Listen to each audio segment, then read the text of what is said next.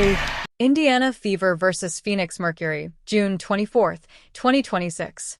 The second match of an intense back-to-back series between two sides that are currently genuinely at odds with one another. Additionally, something occurred in the second quarter that caused the internet to go crazy, completely upended the sports world, and left everyone yelling the same thing. It is necessary to suspend Alyssa Thomas. We cover everything they don't want you to say aloud every week, so if you're new here, please subscribe. Press that button immediately. This is what took place.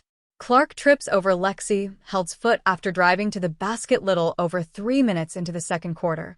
What does Alyssa Thomas do after she hits the deck? The ball is gone, and the game is over? Clark was still down on the court when Thomas punched her in the neck after the ball had moved away from the action. Then, while she lay on the ground, helpless, Thomas stepped over her and punched her in the throat.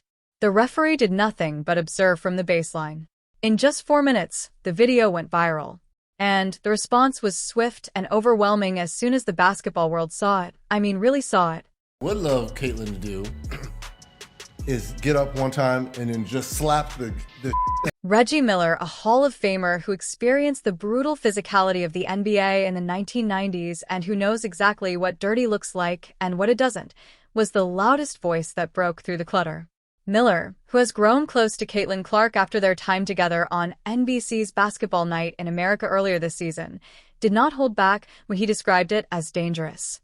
He described it as a purposeful act against a helpless player and pointed the needle directly at Alyssa Thomas and the refereeing staff, who have now developed a habit of shielding everyone but the most significant player in women's basketball.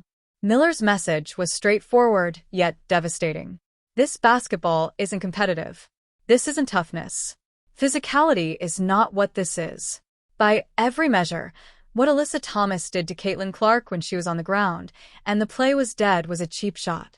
And that cannot go unpunished in any league that professes to care for its players, its product, or its future. 18,000 spectators yelled at Reggie Miller as he played against the Knicks in MSG. He is aware of pressure. He is aware of the physical aspects of basketball. Reggie Miller's statement that what you did crosses a line is accurate. Conversation is over. The internet responded without waiting for approval. Social media turned into a complete battlefield within minutes of the video going viral. The WNBA's officiating is simply out of control. One of their superstars, possibly the best, will suffer severe injuries if they don't exercise caution. On X, a fan wrote. That fan put it mildly. Some were far more straightforward. The WNBA's dirtiest player is Alyssa Thomas. Instead of the WNBA, she ought to be in the UFC. A fan wrote. About it, y'all. I mean, we're dealing with imperfect people. I mean, and, when you look at it, they don't know the value that she's bringing for all of them. She bringing, they flying private planes now. They went flying private before she came. They on major networks now. They weren't doing that. See, she remind me of Tiger Woods for golf. Yes. He changed the pace. Another said she drove her knee into Caitlin's groin on this play and was quite unhappy in the referees for failing to call that deliberate attempt to maim. Another fan pointed out that the shouts for punishment were clear and unambiguous in the opposite broadcast angle. After considering this, the WNBA must punish Thomas for a minimum of 10 games. One of the lowest things you can do is try to hurt another player. One fan stated that she ought to be suspended. Thomas ought to be suspended for that. Another said, dirty player. And then there was this. Without a doubt, CC should take her skills and flee if the league doesn't consider this and fine Thomas. Give that one some thought. Now, fans are publicly telling the WNBA to let Caitlin Clark go if you don't protect her. This has gotten so bad. John Root of Outkick said it plainly. The WNBA's treatment of the most significant, powerful, and well-liked athlete in league history is absurd. Better is what Caitlin Clark deserves. Everyone who covers this game for a living, analysts, reporters, pundits, and fans in the comment section, came to the same conclusion. In the words of Dave Portnoy, creator of Barstool Sports, what are we even doing here? A cheap, brutal shot. Whether or not the whistle sounded, the play was egregious, and the WNBA must investigate it to make sure players are safe, and the conversation about how the league's biggest star was handled doesn't spiral out of control. Stacey Dales, a former WNBA great, also didn't hold back. "This is pitiful," Dales wrote. "Not even worthy of a loose ball. League must examine this.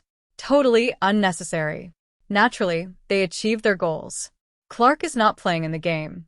You're aware of what happened 2 nights ago? And that still happens? What? Absolutely unacceptable. No, she didn't, dude. Absolutely She just unacceptable. cursed? And the reckless closeout that they actually reviewed, and the foot still comes down on top of the defender's foot that wasn't upgraded? Absolutely disrespectful. Not in the game. Allow that to register. After leaving the game in the third quarter due to what seemed to be a back injury, Clark did not return. Later, Indiana declared that she would not be coming back due to a fist to the throat that the referee, who was standing on the baseline, failed to call. The most significant player in the WNBA was removed from the game. Now, on this channel, we have previously criticized Stephanie White. We've asked about her rotations, time management, and challenges, or lack thereof. However, Stephanie White arrived at the stage with a mask and petrol tonight. White didn't hold back. I recently noticed it. It was terrible, but I'm not sure if it affected her health in any way. The absence of a call. At halftime, I learned about it. We got 11 fouls in the fourth quarter compared to their 2, despite my pointing it up to the officials at halftime. In the second half, they managed to make 24 free throws. White went on. "First and foremost, you must call it. It's completely insulting and outrageous.